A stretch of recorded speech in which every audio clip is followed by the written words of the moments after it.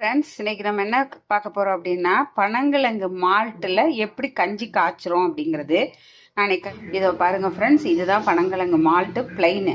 அதாவது பனங்கிழங்க அவிச்சு தோலெல்லாம் எடுத்துட்டு காய வச்சு இதை பொடி பண்ணி வச்சுருக்கோம். இதோட சுக்கு ஏலக்காய் ரெண்டு தான் போட்டிருக்கோம். இதுதான் பிளைன், சுகர் இல்லாமல் தான் இருக்கும். இப்போ இதில் இந்த ஸ்பூனில் ஒரு டம்ளருக்கு இங்கே பாருங்கள், ஒரு ஸ்பூன் இப்படி போட்டிங்கனாவே போதும்.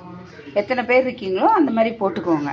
போட்டுட்டு இப்போ நம்ம இதை அடுப்பில் காய்ச்சுவோம்.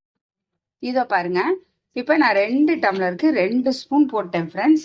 சூப்பராக இருக்குது பாருங்க ஃப்ரெண்ட்ஸ். இங்கே பாருங்க, நல்லா ஒரு 5 நிமிஷம் தான் பாருங்க. சூப்பரான கஞ்சி, பனங்கிழங்கு மால்ட்டு கஞ்சி ரெடி ஆயிடுச்சு பாருங்க. ரொம்ப ரொம்ப நல்லது, எனக்கு ரொம்ப பிடிச்சிருக்கு ஃப்ரெண்ட்ஸ். நீங்களும் இதே மாதிரி செஞ்சு சாப்பிட்டு பாருங்க. சூப்பராக இருக்கும், உடம்புக்கும் நல்ல ஹெல்த்து, நம்ம ஆரோக்கியமாக நல்லா இருக்கலாம். ரொம்ப நல்லாவே பசிக்குது ஃப்ரெண்ட்ஸ். இது சாப்பிட்டோம்னா பிடிச்சிருந்தா லைக் பண்ணுங்க.